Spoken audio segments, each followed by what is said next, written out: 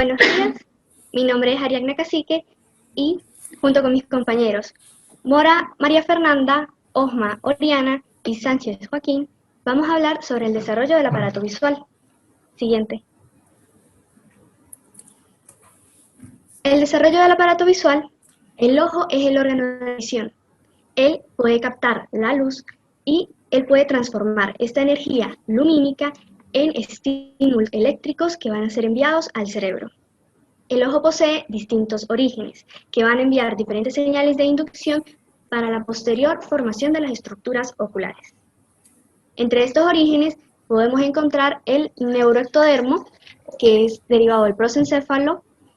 Aquí él va a dar origen a la vesícula óptica, que posteriormente va a formar la retina, da origen al iris y al nervio óptico. El ectodermo de superficie dará origen al cristalino y al epitelio corneal. El mesodermo da origen a las capas fibrosas y la capa vascular del ojo. La cresta neural va a dar origen a la coroides esclerótica y endotelio corneal. Los genes que intervienen en el desarrollo del aparato visual van a ser genes de homeocaja o homeobox. El principal regulador de la transcripción que interviene en el desarrollo del aparato visual va a ser el PAC6. Intervienen factores como el factor de crecimiento fibroblástico, SOF2, BCX2, que cumplen funciones importantes en el desarrollo molecular del ojo. El desarrollo del ojo inicia al comienzo de la cuarta semana, con la aparición de los dos campos ópticos en la placa neural. Esto es gracias a la expresión del factor de transcripción PAC6 en regiones específicas de la placa neural. Este está regulado a su vez por el factor de transcripción Sonic-Hedgehog, el cual se va a encontrar a nivel de la placa precordal. A nivel del día 22, en la porción craneal del embrión, específicamente a nivel de los pliegues neurales, aparecen los surcos ópticos. Estos surcos ópticos van a protuirse a nivel del día 24, se protuyen o se vaginan hacia el mesénquima adyacente de las células de la cresta neural del diencéfalo posterior, del metencéfalo y mesencéfalo, formando dos divertículos huecos que se denominan vesícula óptica. Esta vesícula óptica va a aumentar su tamaño, ella comparte su cavidad con el prosencéfalo y a medida que aumenta, ellas van a estrechar la cavidad del prosencéfalo, dando origen así al tallo óptico hueco. A su vez, la vesícula óptica va a entrar en contacto con el ectodermo superficial. Ellos van a generar unas señales de inducción, la vesícula genera señales de inducción como el factor de crecimiento fibroblástico y la proteína morfogénica ósea 4 y 7 hacia el ectodermo de superficie, el cual expresa el factor de transcripción PAC6. Cuando ambas estructuras entran en contacto, el ectodermo de superficie va a engrosarse formando la placoda cristaliniana que conforma el primordio del cristalino a nivel del día 28. Esta placoda del cristalino va a comenzar a invaginarse, se invagina a lo largo de todo el ectodermo de superficie formando la fosita del cristalino. Esta fosita del cristalino, sus pliegues se van a unir para formar una estructura esférica denominada copa cristaliniana o vesícula cristaliniana. Esta vesícula cristaliniana se forma a nivel del día 32. Ella va a ir perdiendo a nivel de la quinta semana la comunicación con el ectodermo de superficie. Siguiente. ¿Y esta parte de aquí no lo vas a explicar? Sí. A este nivel, la pared ventral del prosencéfalo va a evaginarse formando la vesícula óptica. Esta vesícula óptica se evagina para formar posteriormente la copa óptica. Y esto sucede a nivel del día 32. De esta forma, la copa óptica va a dar origen a la retina, que a su vez está conformada por dos capas, que va a ser un epitelio pigmentado o capa externa y un epitelio no pigmentado, que es la capa sensorial.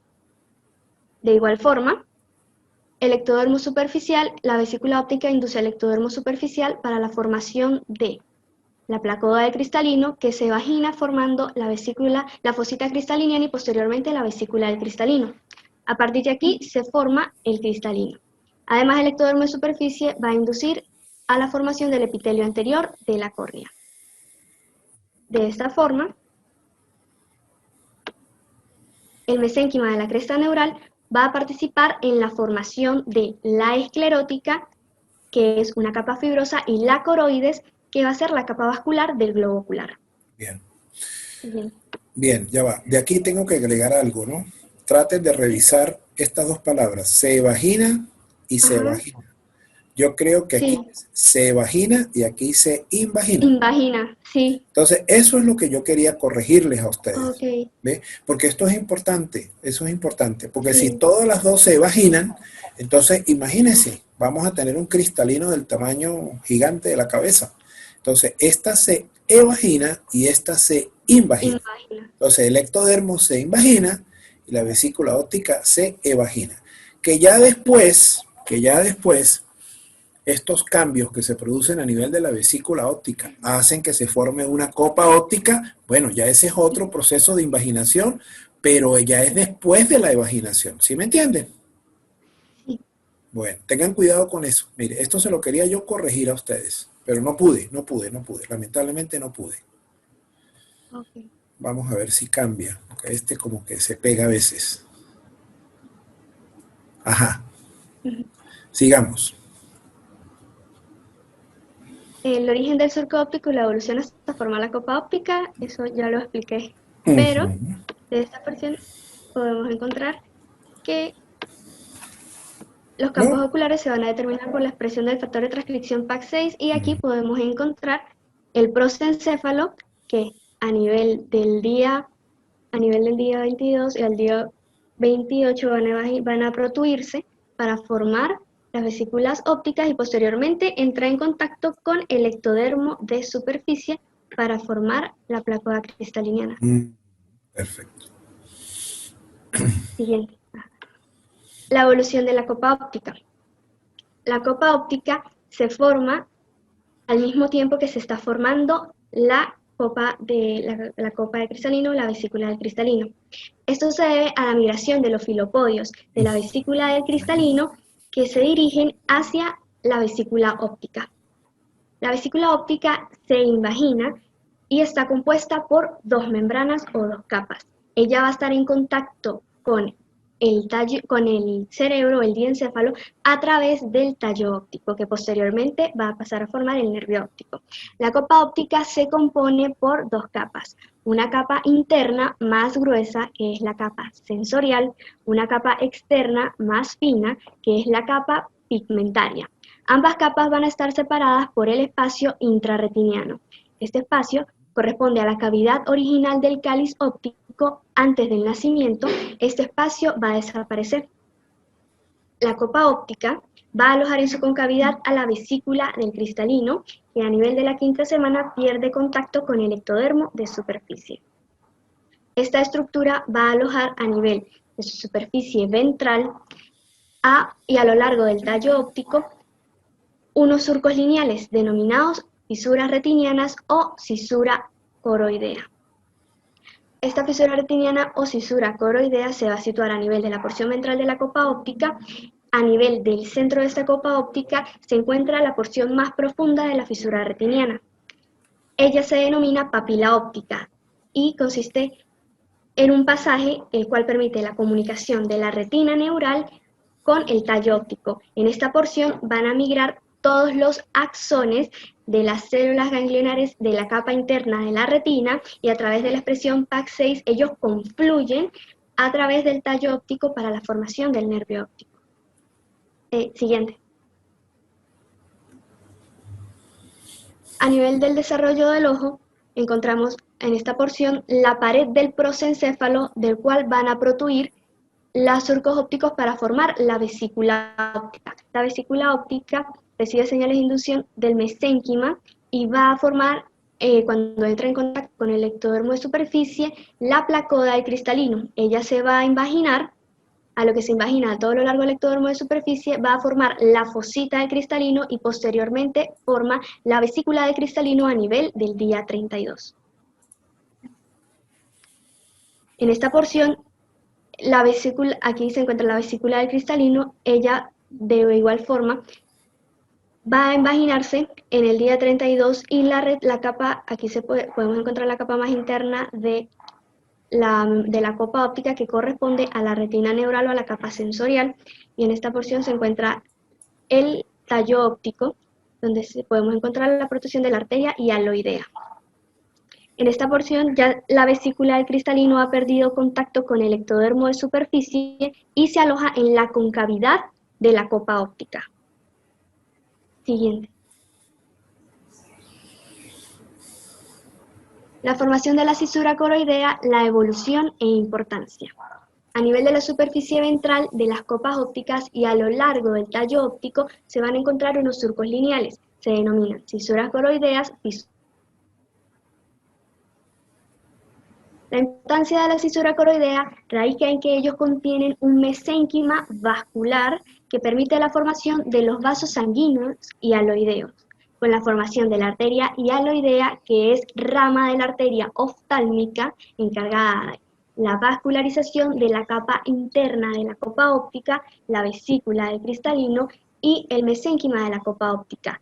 La vena hialoidea permite el retorno de sangre de estas estructuras y a nivel de la sexta a la séptima semana, la fisura retiniana va a empezar a cerrarse de forma que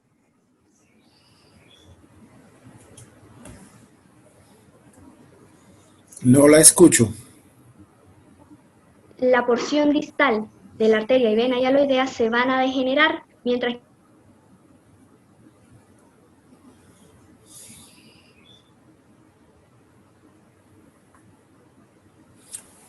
No los estoy escuchando. ¿Ustedes me escuchan? la fisura coroidea de la córnea hasta el nervio, va a ir desde la córnea hasta el nervio óptico. ¿Doctor? ¿Me escucha?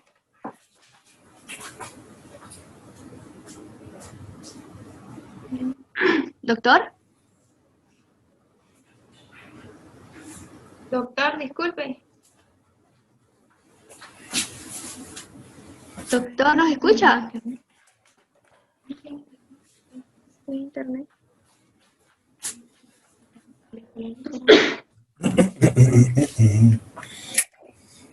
Doctor, ¿nos escucha? No me escucha. ¿Será que desactivó el audio? ¿Me escuchan? Buena. ¿Me escuchan? Sí, ¿usted nos Ok. escucha? Pues ya va. Ya va.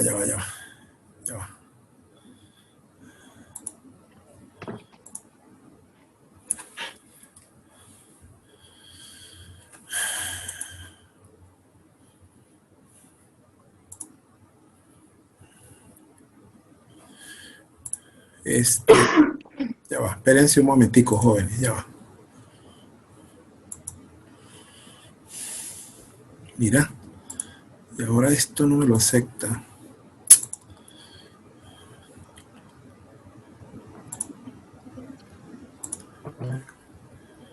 Aceptar. Es que lo que pasa es que creo que yo tuve un problema con el internet. Ustedes pueden cerrar el video. Cierren el video un momentico. Doctor, si quiere. Es que no los escucho bien. Se oye un sonido, no los escucho bien, ni los estoy viendo tampoco bien.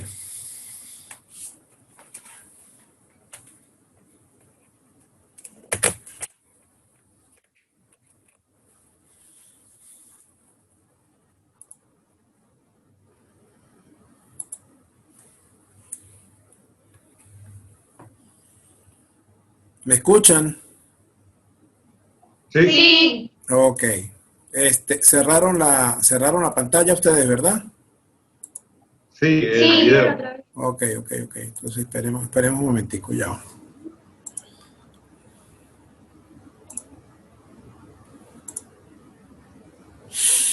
Dios mío, Cristo, ¿y ahora qué pasaría aquí?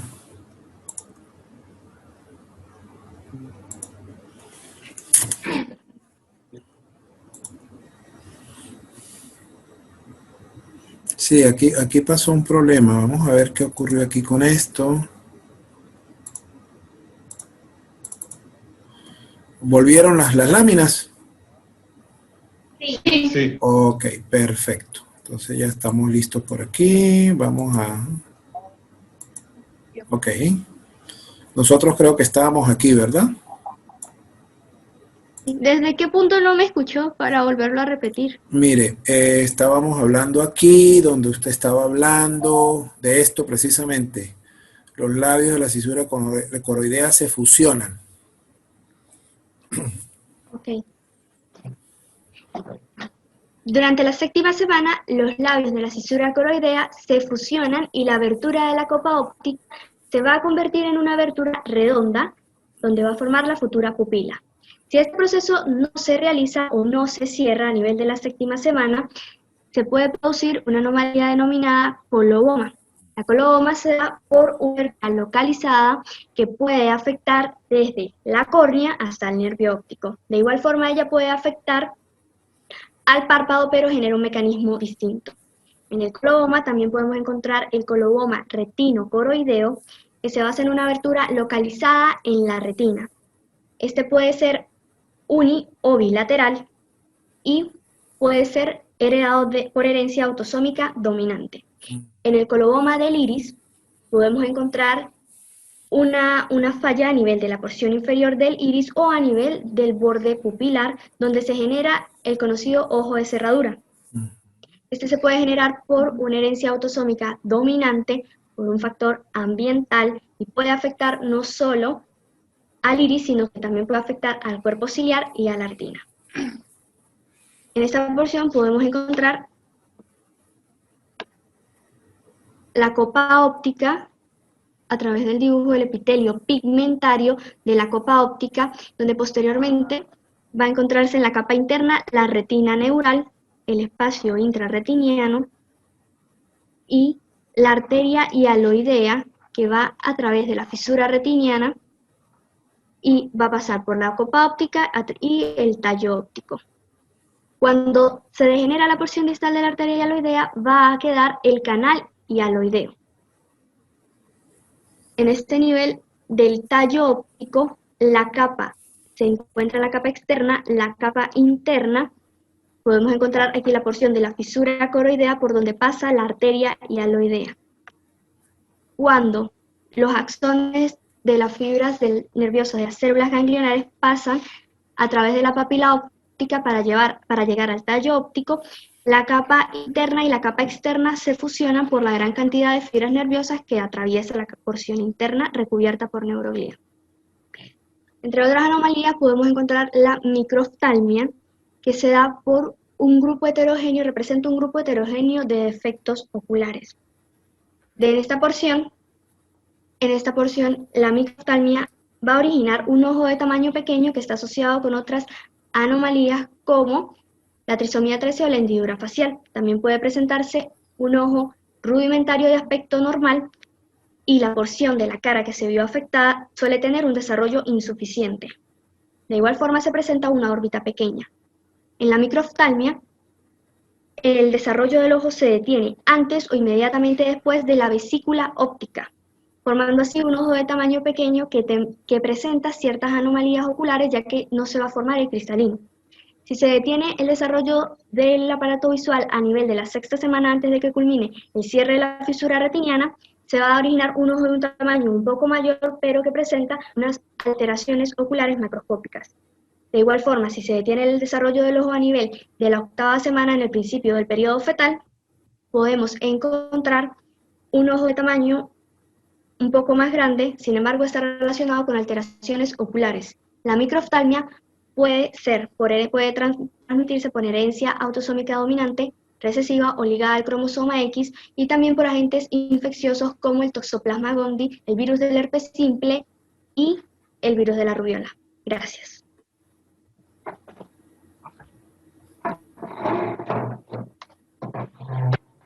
En continuación con mi compañera Ariana, explicaré la formación del cristalino. Las células del cristalino se derivan de la región preplacodal. La formación del cristalino se produce gracias al contacto de la vesícula óptica con el ectodermo superficial. Esto es gracias al gen PAC6, que permite que el ectodermo superficial responda a las señales inductivas de la vesícula óptica junto al factor de transcripción. Se forma la placoda del cristalino por el engrosamiento del ectodermo superficial. Esta placoda se invagina para crear la vesícula del cristalino. La vesícula del cristalino, en la sexta semana, sus células de la pared exterior disuelven sus núcleos para alongarse hacia la pared anterior y formar las fibras primarias. Esto produce que se elimine la cavidad de la vesícula óptica. También hay que tener en cuenta que existen unas fibras secundarias del cristalino que se encuentran en el núcleo central y ellas se van regenerando constantemente. Y, sin embargo, las fibras primarias del cristalino perduran para toda la vida. Es importante acotar que el cristalino está vascularizado por una túnica denominada túnica vascular del cristalino, irrigada por la arteria hialoidea. Sin embargo, esta arteria hialoidea se degenera al final del periodo fetal y el cristalino empieza su nutrición con el humor acuoso. Siguiente.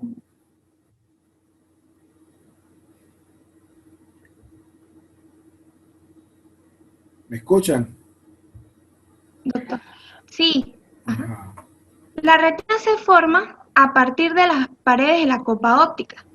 Las paredes de la copa óptica se dividen en una capa externa que origina el epitelio pigmentado de la retina, en donde intervienen factores como el MITS, el Sony Hedgehog, la proteína WNT y el ácido retinoico. El epitelio pigmentado de la retina se une a la corola.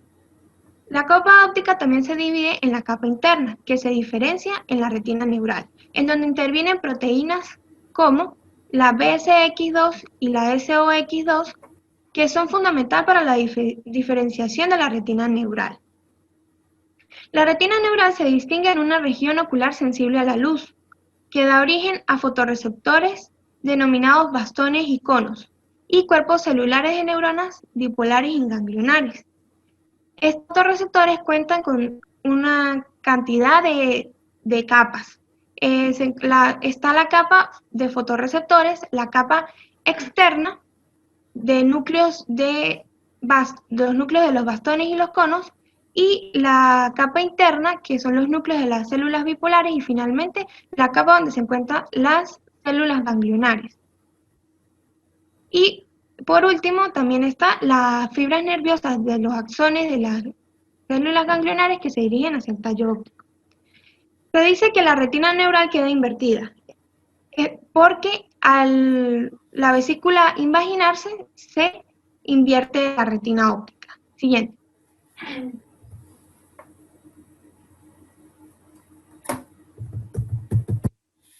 Ya va que aquí no sé qué pasaría. Ok, tranquilo.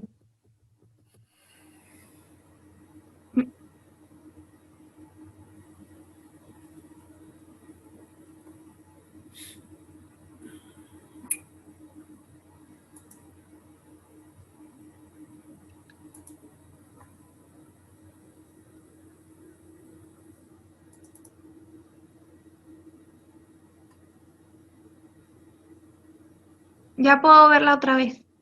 Sí, aquí, ¿verdad? No, ajá, la anterior. Ok. Ya. Durante la... Ya va ¿Ya? porque no cambió. Ah, bueno. Ya. En esta. ¿Sí? Porque estábamos aquí, Sí, en ¿verdad? esta. Entonces nos toca esta. Ajá. Sí, señor. Ajá. Durante la formación de la retina, los axones como anteriormente dije, las axones de las células ganglionares se dirigen hacia el tallo óptico. ¿Sí? Estas células, a la séptima semana de desarrollo, la cisura coroidea se cierra y aparece un túnel estrecho en el tallo óptico. Las fibras nerviosas aumentan su tamaño o su número y produce que la capa interna se fusione con la capa externa. También debemos tener en cuenta que dentro del tallo óptico se encuentra la arteria y vena hialoidea. Al fusionarse estas dos capas se produce el nervio óptico. Siguiente.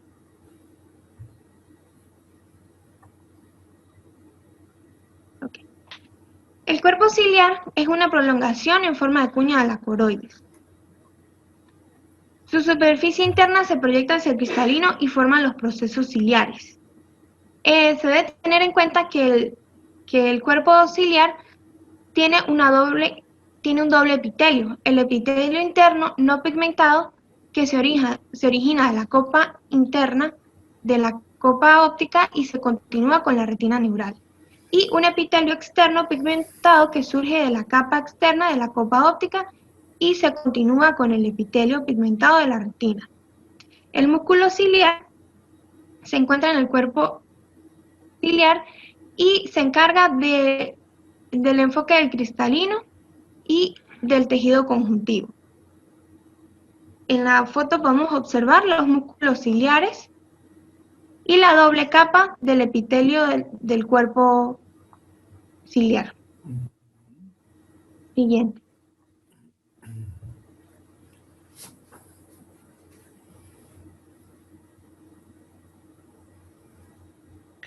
El iris es un disco que tiene una perforación en el centro y se desarrolla a la parte anterior o del borde de la copa óptica.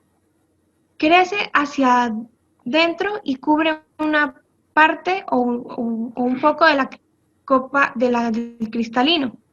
El epitelio del iris se continúa con el epitelio del cuerpo ciliar.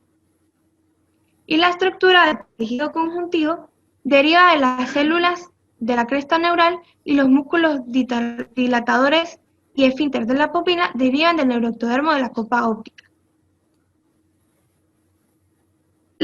El color del iris se encuentra o se forma con el bebé recién nacido. Esto se produce por la concentración y distribución de cromatóforos en el tejido conjuntivo laxo vascular, determinado el color del ojo.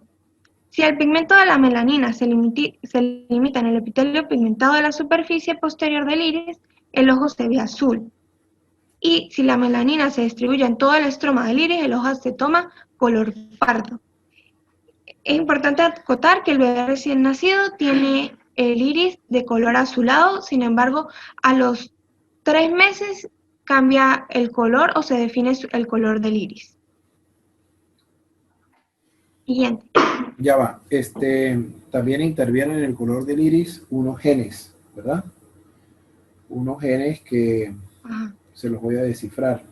Es el EYCL1, 2 y 3, el SLC24A4 y el TIR. Eso es como una cuestión complementaria, pero evidentemente tienen que entender que siempre los genes intervienen en muchas de las, casi en todas las características físicas, ¿no?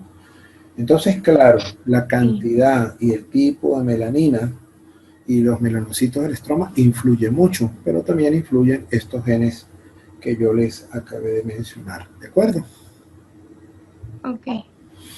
Sí, señor. Muchísimas gracias. Lo dejo con mi compañera Oriana. Muy bien. Hola doctor, buenos días. Mi nombre es Oriana y yo les voy a continuar hablando sobre la formación de la esclerótica, coroides y córnea. Al final de la quinta semana, el primordio del ojo, o también conocido como el cáliz óptico o copa óptica, se encuentra totalmente rodeado por mesénquima laxo. Este tejido reacciona a señales inductivas provenientes del epitelio retiniano, del epitelio pigmentario de la retina, y hace que el mesénquima se divida en una capa interna que se asemeja a la pía madre del encéfalo y una capa externa que se asemeja a la dura madre del encéfalo. Esta capa interna se diferencia en una capa pigmentaria muy vascularizada, conocida como coroides. Esta se va a encargar de nutrir las capas más superficiales de la retina, mientras que la capa externa, fibrosa, se diferencia en la esclerótica. La esclerótica es la capa más externa del ojo y se encarga de protegerlo y darle forma. Por otro lado, si quiere, siguiente, por favor. Gracias.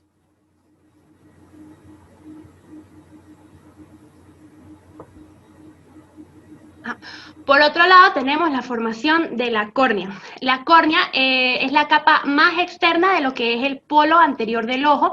Ella se continúa dorsalmente con la esclerótica y entre ambas capas se localiza el limbo esclerocorneal, donde se ubica el drenaje del humor acuoso.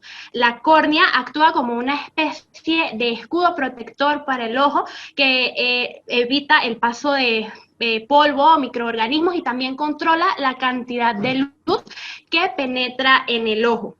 La córnea se forma a partir de una condensación del mesénquima que se encuentra ubicado por encima de lo que es el cristalino y comienza a desarrollarse cuando el cristalino induce al ectodermo superficial a que se diferencie en el epitelio anterior de la córnea.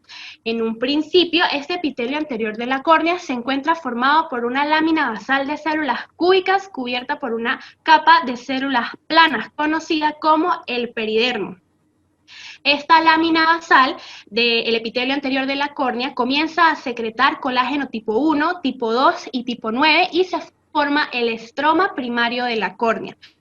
Posteriormente, células mesenquimatosas provenientes de la cresta neural migran y se diferencian en un epitelio cuboideo conocido como epitelio posterior de la córnea o como endotelio corneal.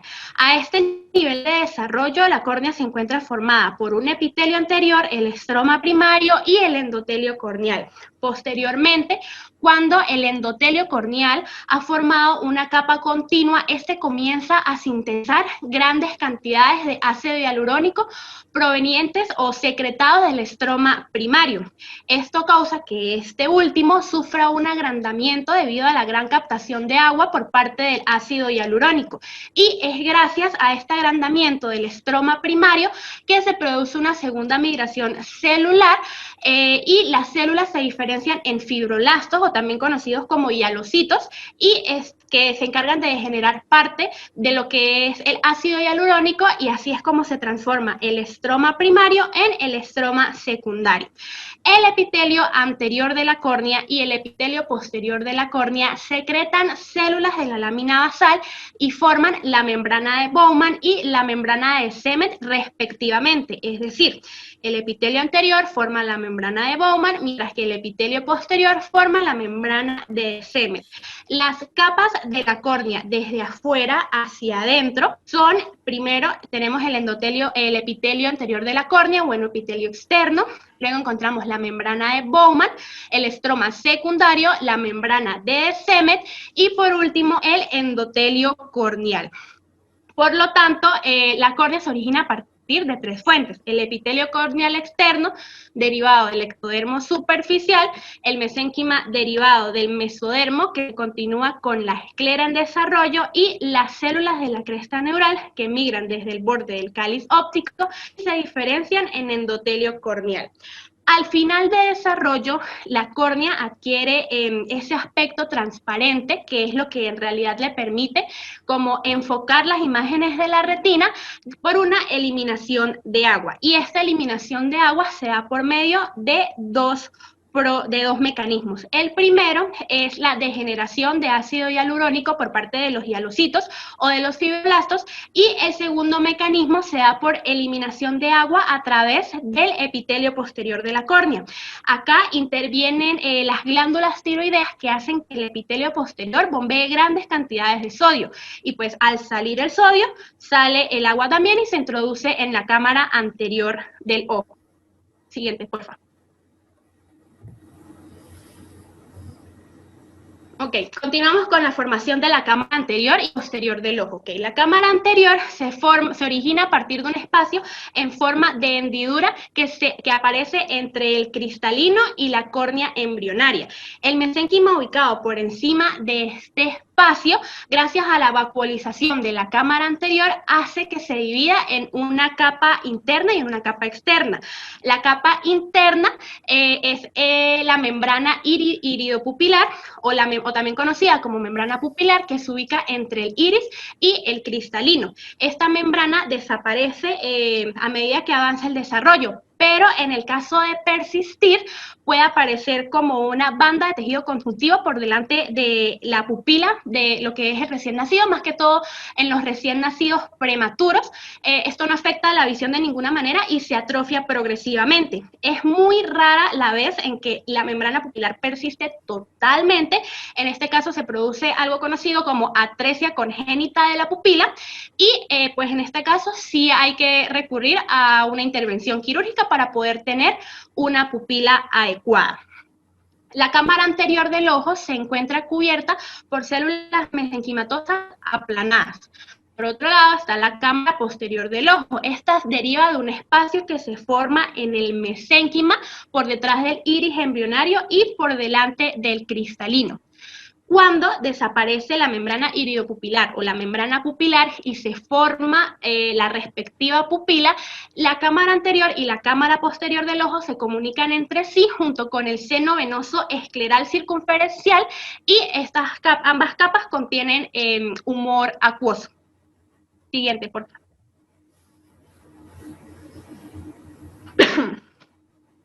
Y por último tenemos el origen del humor vítreo y del humor acuoso. El humor vítreo es una sustancia transparente, gelatinosa, intercelular y avascular que ella se encuentra situada en el espacio comprendido entre la parte interna de la retina y la cara posterior del cristalino. El humor vítreo contribuye a mantener la forma de lo que es el globo ocular y este se forma gracias a una invasión del mesénquima dentro de la cavidad de la copa óptica por medio de la cisura coroidea y se forma el cuerpo vítreo. Este se divide en un vítreo primario y en un vítreo secundario. El vítreo primario no crece nunca y se encuentra rodeado por el vítreo secundario. Pero este se origina a partir de las células mesenquimatosas de la cresta neural. Y el vítreo secundario, que es lo que rodea al vítreo primario, tiene un origen incierto, pero se cree que se origina de la capa interna de la copa óptica y contiene ácido hialurónico y halocitos o células vítreas primitivas y colágeno. Luego tenemos el humor acuoso. El humor acuoso es el líquido que contiene la cámara, que está contenido en la cámara anterior y la cámara posterior del ojo. Este se origina a partir de la apófisis ciliar que se proyecta desde la cara anterior de los cuerpos ciliares. Él transcurre desde la cámara posterior hacia el interior de la cámara anterior, aportando nutrientes para la córnea y el cristalino, porque estas son unas estructuras avasculares. Él pasa por la pupila, llena la cámara anterior y posterior y nutre la parte posterior de la córnea. Este se comunica con el seno venoso esclerótico o seno venoso escleral circunferencial, también conocido como canal de Schlemm. Y a nivel del ángulo iridocorneal, este se reabsorbe hacia el torrente sanguíneo. Problemas en el flujo de este líquido pueden causar glaucoma. El glaucoma congénito es un aumento anormal de la presión intraocular que se ve por un desarrollo anormal de lo que es el drenaje del humor acuoso. Este aumento de la presión intraocular se da porque hay un desequilibrio entre la producción y el drenaje de este líquido. Es decir, o sea, se produce más de lo que se drena porque hubo una malformación del canal de Schlemm o del seno venoso de la esclerótica. Por lo general, el glaucoma es genéticamente heterogéneo, pero también se puede producir por agentes teratogénicos como la rubiola y la mutación del gen CIP1B1 es causante del 85% de los glaucomas congénitos. Gracias.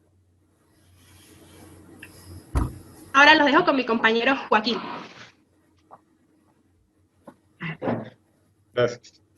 Desarrollo de los párpados. Los párpados se desarrollan durante la sexta semana, a partir de dos repliegues cutáneos ectodérmicos que contienen centros de mesénquima.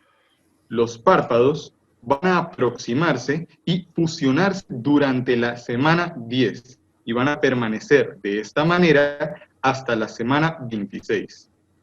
Mientras los párpados van a permanecer cerrados, se va a formar un saco conjuntival, que al abrirse va a delimitar la conjuntiva, que va a cubrir a la esclera. Este saco conjuntival se va a dividir en conjuntiva palpebral y conjuntiva vulvar. La conjuntiva vulvar va a cubrir al globo ocular, mientras que la conjuntiva palpebral va a cubrir la porción posterior de los párpados.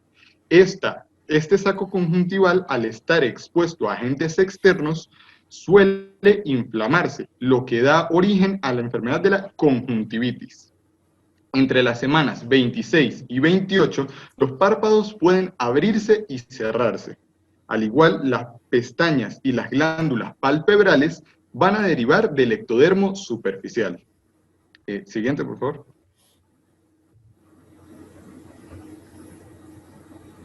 Desarrollo de las glándulas lagrimales. Las glándulas lagrimales se van a desarrollar a partir de una interacción entre el epitelio y el mesénquima de la conjuntiva palpebral en desarrollo. Se van a formar corpúsculos, los cuales se ramifican y canalizan para formar los conductos y alvéolos de las glándulas. Al nacimiento, las glándulas lagrimales son pequeñas y no operan hasta las 6 semanas. En consecuencia, el recién nacido no lagrimea. ¿Y esto cómo sucede? El mesénquima, cuyo origen es la cresta neural, va a expresar el factor de crecimiento fibroblástico 10.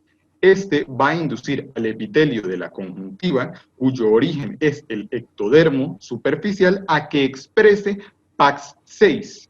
Y así, por proliferación del epitelio, se van a formar los adenómeros y los conductos de las glándulas lagrimales. Como podemos ver en el gráfico, comienza con un engrosamiento del epitelio de la conjuntiva gracias al factor de crecimiento fibroblástico 10. El epitelio de la conjuntiva va a expresar PAX6, por lo cual va a surgir una brotación de la glándula lagrimal. Luego va a iniciarse la ramificación y la canalización, para terminar en un desarrollo de una glándula madura con una estructura multilobular.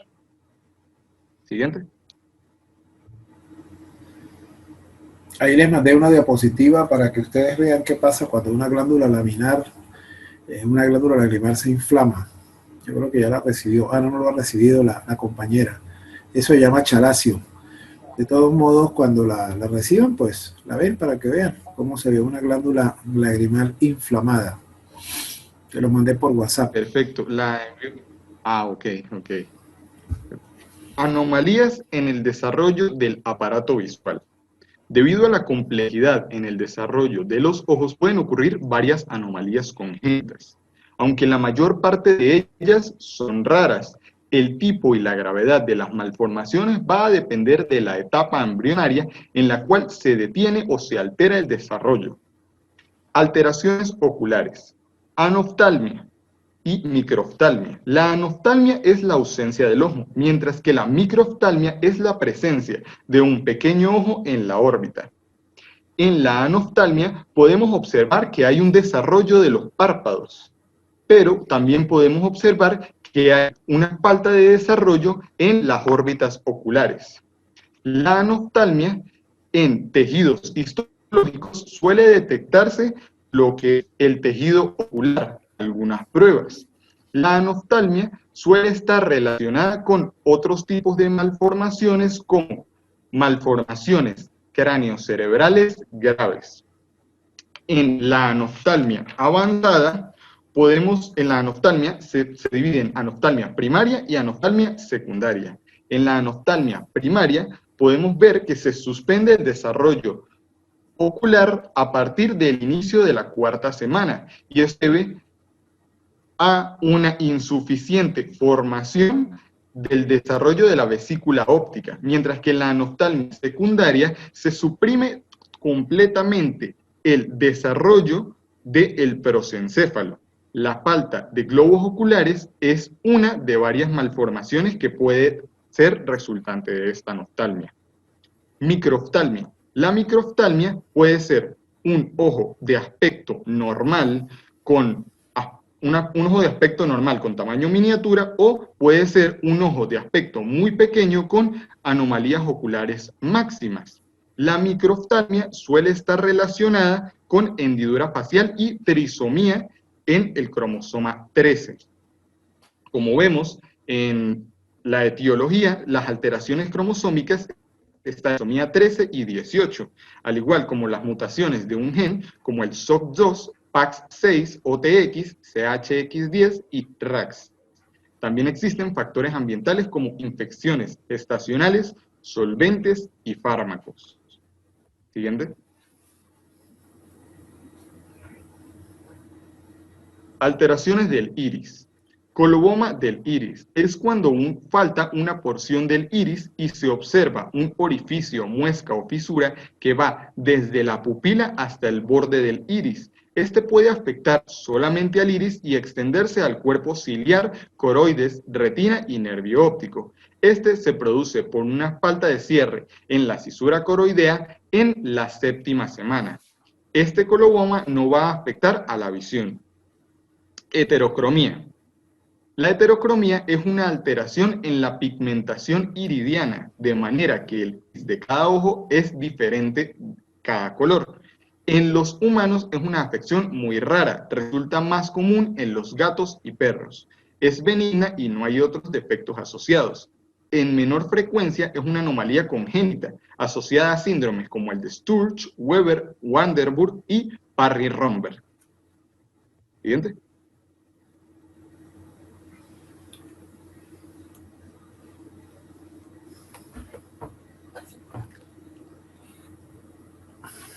Alteraciones del cristalino.